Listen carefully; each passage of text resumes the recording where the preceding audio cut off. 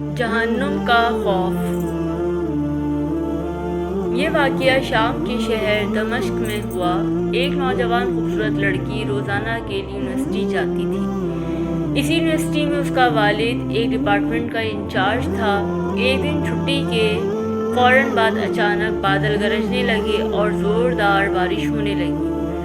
ہر کوئی جائے پناہ کی تلاش میں دوڑ رہا تھا۔ سردی کی شدت بڑھنے لگی۔ آسمان سے گرنے والے اولے لوگوں کے سروں پر برسنے لگے۔ یہ لڑکی بھی یونیورسٹی سے نکلی اور جائے پناہ کی تلاش میں دوڑنے لگی۔ اس کا جسم سردی سے کانپ رہا تھا، لیکن یہ نہیں جانتی تھی کہ اسے پناہ کہاں ملے گی۔ جب بارش تیز ہوئی تو اس نے ایک دروازہ بجایا۔ گھر میں موجود لڑکا باہر نکلا اور اسے اندر لے آیا اور بارش تھمنے تک اپنے گھر میں رہنے کی اجازت دے دی۔ دونوں کا آپس میں تعارف ہوا تو معلوم ہوا کہ لڑکا بھی اسی یونیورسٹی میں پڑھتا ہے جہاں وہ خود زیر تعلیم ہے اور اس شہر میں اکیلا رہتا ہے۔ ایک کمرہ، برآمدہ اور باتھ روم اس کا کل گھر تھا۔ نوجوان نے اسے کمرے میں آرام کرنے کو کہا اور اس کے پاس ہیٹر رکھ دیا اور کہا کہ کمرہ جب گرم ہو جائے گا تو وہ ہیٹر نکال لے گا۔ تھوڑی دیر لڑکی بستر پر بیٹھی کانپتی رہی۔ اچانک اسے نیند آ گئی تو یہ بستر پر گر گئی۔ نوجوان ہیٹر لینے کمرے میں داخل ہوا تو اسے یہ بستر پر سوئی ہوئی لڑکی جنت کی حوروں کی سردار لگی۔ وہ ہیٹر لیتے ہی فوراً کمرے سے باہر نکل گیا، لیکن شیطان جو کہ اسے گمراہ کرنے کے موقع کی تلاش میں تھا اسے وسوسے دینے لگا۔ اس کے ذہن میں لڑکی کی تصویر خوبصورت بنا کر دکھانے لگا۔ تھوڑی دیر میں لڑکی کی آنکھ کھل گئی۔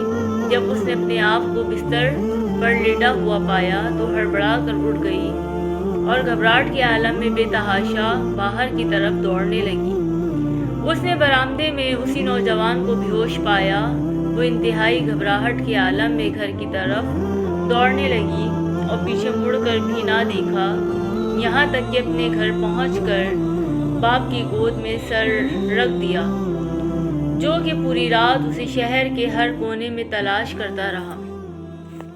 اس نے باپ کو تمام واقعات معنوان سنا دیے اور اسے قسم کھا کر کہا کہ میں نہیں جانتی جس عرصے میں میری آنکھ لگی کیا ہوا میرے ساتھ، کیا کیا گیا، کچھ نہیں پتا۔ اس کا باپ انتہائی غصے کے عالم میں اٹھا اور یونیورسٹی پہنچ گیا اور اس دن غیر حاضر ہونے والے طلباء کے بارے میں پوچھا تو پتہ لگا کہ ایک لڑکا شہر سے باہر گیا ہے اور ایک بیمار ہے، اسپتال میں داخل ہے۔ باپ اسپتال پہنچ گیا تاکہ اس نوجوان کو تلاش کرے اور اس سے اپنی بیٹی کا انتقام لے۔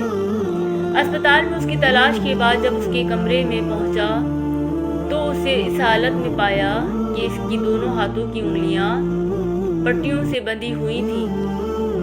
اس نے ڈاکٹر سے اس مریض کے بارے میں پوچھا تو ڈاکٹر نے بتایا جب یہ ہمارے پاس لایا گیا تو اس کے دونوں ہاتھ جلے ہوئے تھے۔ باپ نے نوجوان سے کہا تمہیں اللہ کی قسم ہے مجھے بتاؤ کہ تمہیں کیا ہوا ہے۔ باپ نے اپنا تعارف نہیں کروایا۔ وہ بولا ایک لڑکی کل رات بارش سے بچتی ہوئی میرے پاس پناہ لینے کے لیے آئی۔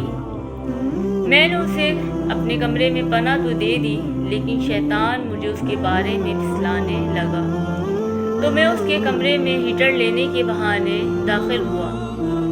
وہ سوئی ہوئی لڑکی مجھے جنت کی حور لگی۔ میں فوراً باہر نکل آیا، لیکن شیطان مجھے مسلسل اس کے بارے میں پھسلاتا رہا اور غلط خیالات میرے ذہن میں آتے رہے۔